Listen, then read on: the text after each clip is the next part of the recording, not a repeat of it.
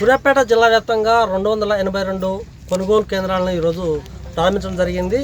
సూర్యాపేట జిల్లా కేంద్రం గాంధీనగర్లో కూడా ప్రారంభించడం జరిగింది. ఈ కొనుగోలు కేంద్రాలని ప్రాథమిక వ్యవసాయ పర్పస్ సంఘం ఆధ్వర్యంలో సూర్యాపేట ఎంఆర్ఓ శాంసరెడ్డి గారు ప్రారంభించడం జరిగింది. అసలు రైతులకు ఎలాంటి సూచనలు చేస్తున్నారు వారు మాట్లాడుతున్నాం. సార్ నమస్తే సార్, రైతులకు మీరు ఎలాంటి సూచనలు చేస్తున్నారు? అందరికీ నమస్కారం అండి. ఈ రబీ యాసంగి 2025-26 సంవత్సరంలో సూర్యాపేట మండలంలో 37 ధాన్యం కొనుగోలు కేంద్రాలు ఏర్పాటు చేయడం జరిగింది. ఈరోజు పిఎస్సిఎస్ ఆధ్వర్యంలో 7 ధాన్యం కొనుగోలు కేంద్రాలు ప్రారంభించడం జరుగుతున్నది. అదేవిధంగా ఐకేపీ నుంచి కూడా రేపు 24 సెంటర్స్ ఓపెన్ అవుతున్నాయి. అదేవిధంగా మెప్మా నుంచి కూడా 7 సెంటర్లు, టోటల్గా 37 సెంటర్లు మన సూర్యాపేట మండలంలో ఏర్పాటు చేయడం జరిగినది. రైతులకు ఎలాంటి అసౌకర్యాలు కలగకుండా కొనుగోలు కేంద్రాలలో వారికి కావాల్సిన టెంటు, డ్రింకింగ్ వాటర్ ఏర్పాటు చేయడం జరుగుతుంది. హమాలీస్ను కూడా సఫిషియెంట్గా ఏర్పాటు చేసుకోవాలని ఆదేశాలు ఇవ్వడం జరిగింది జిల్లా కలెక్టర్ గారు. ఈ సీజన్లో మాయిశ్చర్ ప్రాబ్లం రాదనుకుంటున్నాను. ఎండాకాలం కాబట్టి మాయిశ్చర్ తొందరనే వస్తుంది. కొనుగోలు చేసిన వెంటనే 48 గంటల్లో రైతు అకౌంట్లో జమ చేయవలసిందిగా జిల్లా కలెక్టర్ గారు ఆల్రెడీ అన్ని సంఘాలను ఆదేశించడం జరిగింది. అదేవిధంగా ట్యాబ్ ఎంట్రీ ఏ రోజుకి ఆ రోజు ట్యాబ్ ఎంట్రీ చేయడం గురించి ఆదేశం జరిగింది. ట్యాబ్ ఎంట్రీ జరిగిన 48 గంటల్లో రైతు అకౌంట్లో డబ్బులు జమ అయ్యేటట్టు చూడవలసిందిగా జిల్లా కలెక్టర్ ఆదేశాలు జారీ చేసినారు. ముఖ్యంగా అకాల వర్షాలు వచ్చే అవకాశం ఉంది. అకాల వర్షాలు వస్తే రైతులు చాలా ఇబ్బంది పడే అవకాశం ఉంది. ఏమైనా టార్పాలిన్లు ఇచ్చే అవకాశం ఉంది? టార్పాలిన్ కూడా మార్కెట్ కమిటీ నుంచి టార్పాలిన్ కూడా ప్రతి సెంటర్కు అందజేయడం జరుగుతుంది. అదేవిధంగా రైతులను కూడా కొన్ని ప్రొక్యూర్ చేసుకోవడం జరుగుతుంది.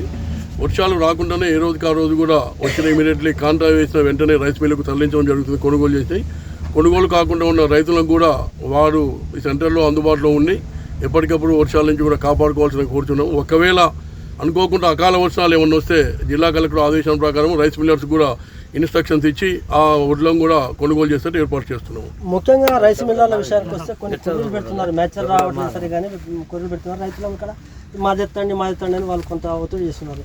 అక్కడ కొంత సమస్య జటిలమవుతుంది. మిల్లర్లకు మీరు సూచన చేస్తున్నారు. ఇప్పుడు ఈ మాయిశ్చర్ ప్రాబ్లం తోటి మన దగ్గర ఉన్న ఏఈఓలు 4 మాత్రమే ఉన్నారు. అదనంగా ఇంకా 2 ఏఈఓలు కూడా మనకు కేటాయించడం జరిగింది. ఈ 6 ఏఈఓల ద్వారా ప్రతిరోజు ప్రతి సెంటర్ విజిట్ చేసి మాయిశ్చర్ వచ్చినాయే కొనుగోలు చేయాలని చెప్తున్నాం మేము. కొంతమంది మాయిశ్చర్ రాకుండా కూడా కొనుగోలు చేయడం వల్ల మిల్లర్లు కూడా ప్రాబ్లం జరుగుతుంది. మిల్లర్స్ కూడా జిల్లా కలెక్టర్ గారు, జాయింట్ కలెక్టర్ గారు మీటింగ్ అరేంజ్ చేసి మిల్లర్స్ కూడా సూచనలు జారీ చేయడం జరిగింది. ఎఫ్ఏక్యూ ఉన్న ధాన్యము కొనుగోలు చేయాలని చెప్తున్నాము. ఎఫ్ఏక్యూ ఉన్న ధాన్యం ఏ మిల్లర్ అయినా కొర్రీలు వేస్తే అక్కడికి ఇమీడియట్లీ మా civil supplies teams, agriculture and revenue department వెళ్ళిపోయి కూడా మిల్లర్స్ తోటి మాట్లాడి కూడా రైతుకి ఇబ్బంది లేకుండా చేస్తాము. ముఖ్యంగా రవాణా విషయానికి వస్తే చాలా ఇబ్బంది పడుతున్నారు. ఎందుకంటే బస్తాలు తూకం వేసిన తర్వాత కూడా 5-6 రోజుల వరకు కూడా నిల్వ వస్తున్నారు. దానివల్ల ఇబ్బంది అవుతుంది. మీరు ఎలాంటి చర్యలు చేపడుతున్నారు? జిల్లా కలెక్టర్ ఆదేశాలు ఉన్నారు. జిల్లా కలెక్టర్ గారు జిల్లా రవాణా శాఖ అధికారి గారికి ఆల్రెడీ ఆదేశాలు జారీ చేశారు. మన మిల్లింగ్ ట్రాన్స్పోర్ట్ కాకుండా కూడా అదనంగా కూడా వెహికల్స్ రోడ్డు మీద ఖాళీ వెహికల్స్ను పట్టుకొని ఎక్కడైతే సెంటర్లో ఆల్రెడీ తూకం వేసిన ధాన్యం ఉందో అక్కడికి చేయడం గత 2 సీజన్ల నుంచి ఆ విధంగా జరుగుతుంది.